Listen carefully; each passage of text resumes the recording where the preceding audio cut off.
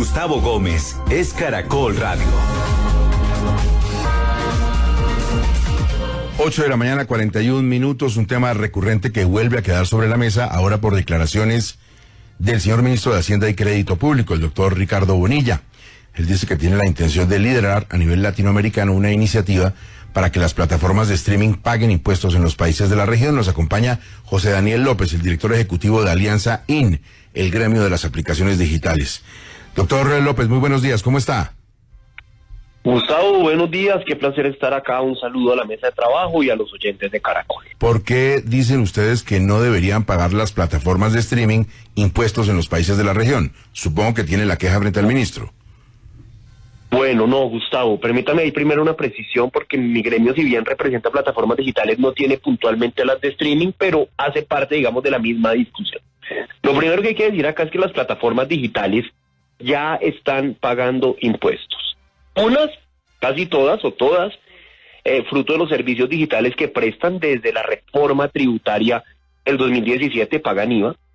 Otras que residen fiscalmente en Colombia tienen las obligaciones tributarias comunes y corrientes de cualquier empresa establecida en Colombia, y las que trae a colación el ministro en su declaración son las que no residen fiscalmente en Colombia, y estas también están obligadas a pagar impuesto de renta como consecuencia de la reforma tributaria de este gobierno del año pasado.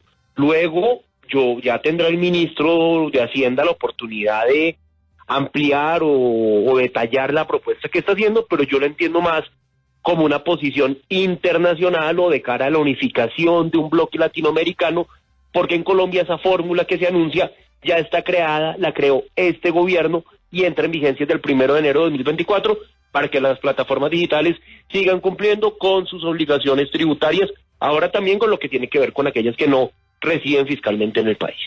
¿Será que de pronto hay algunos impuestos que estas plataformas en Colombia no están pagando acá, que sí pagan en otros países, o en general pagan lo mismo en todas partes? Un impuesto al valor agregado y alguna cosa de renta y pare de contar, ¿o hay algo más?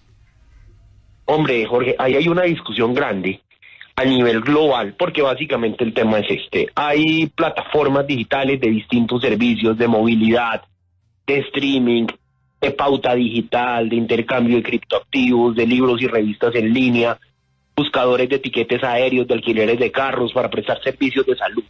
De todo, digamos, hay plataformas, y muchas de ellas no residen fiscalmente en los países donde prestan los servicios, sino que residen fiscalmente en un país, pero prestan sus servicios en muchos otros.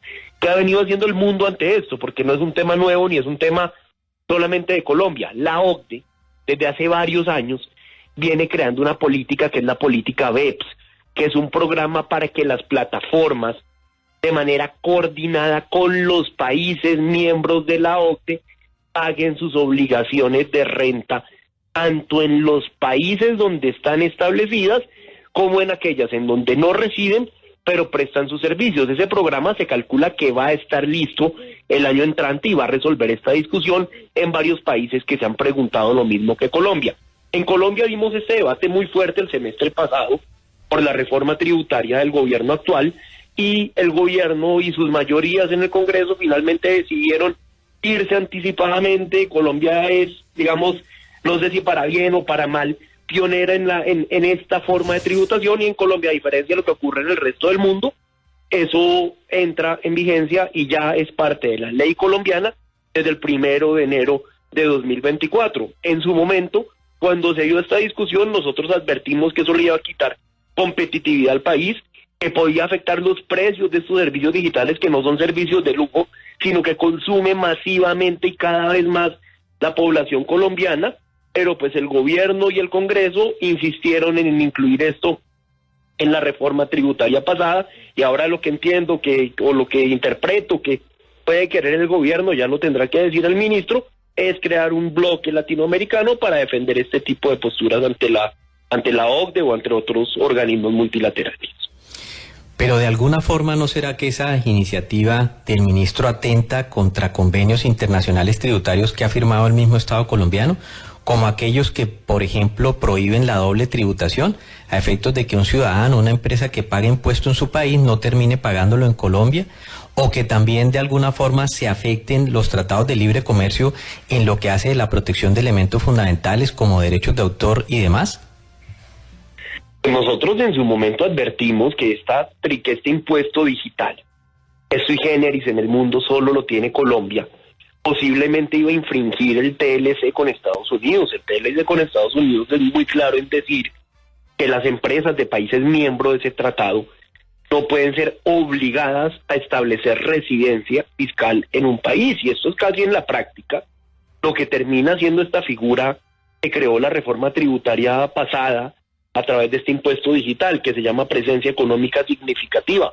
Ahora, esa discusión ya se dio, esa discusión es ley, y sí creo que el camino para resolver esto no pueden ser acciones unilaterales de los países yéndose por su cuenta, sino que ojalá sea en el seno de la OCDE, en donde de manera global, de manera concertada, se determine cuáles van a ser las reglas de juego de esta tributación. En lo que respecta a Colombia, y lo quiero reiterar, la figura ya existe, las plataformas digitales ya tienen obligaciones tributarias absolutamente claras, y ahora entendemos que lo que viene es una discusión de lo que se va a hacer internacionalmente y en particular regionalmente en América Latina. José Daniel, pero es una realidad en Colombia que muchas de estas plataformas digitales, una persona compra una clave, una suscripción y empieza a hacer negocio también con esta suscripción, vendiendo claves a su vez a muchos usuarios. Eso inclusive lo publicitan en páginas como Facebook, en redes sociales, etcétera. ¿Cómo parar también este uso indebido de estas plataformas? Bueno, esa es una realidad desafortunadamente, y es que cuando surge un mercado legal, un mercado formal, muchas veces surgen también mercados secundarios. Las plataformas de alguna manera tratan de tomar medidas en las plataformas de movilidad. Por ejemplo, hay una dificultad porque en ocasiones conductores que no están habilitados para prestar el servicio, algunos son la minoría, por supuesto, pueden suplantar datos de identidad para poder seguir prestando el servicio, y seguramente no con los mejores estándares de calidad. Ahí la tecnología es el mejor aliado, pero también creo que este tipo de temas de suplantación o de fraude que afectan al usuario sí termina también estando atravesado por la cultura. Eso lo vamos a controlar cuando controlemos la venta de minutos de celular. Ese mismo día queda controlado. Oiga, una cosa final, y déjeme hacer de abogado del diablo, pero las plataformas que tienen publicidad contratan la publicidad afuera, ¿no? Y la pagan afuera. Gustavo, en el caso, digamos, de las plataformas que venden pauta digital, hay que entender varias cosas. Lo primero es que la pauta digital, uno se imagina la pauta digital de una mega compañía que uno ve en una red social. No, la pauta digital es esencialmente el elemento más importante de promoción y visibilización de los pequeños y medianos emprendedores que utilizan el comercio electrónico. Muchos de ellos ni siquiera tienen sede física, y si usted graba la pauta digital y si usted la encarece, lo que termina afectando es el emprendimiento.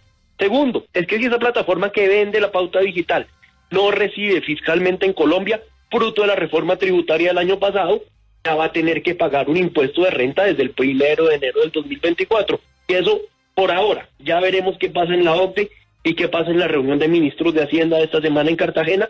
Por ahora, eso ocurre única y exclusivamente en Colombia. En eso va la discusión. Y todo ese tema nos interesa porque pueden subir los precios que se pagan para tener acceso a estas plataformas. Es el director ejecutivo de la Alianza IN, el gremio de las aplicaciones digitales, José Daniel López. Director, gracias.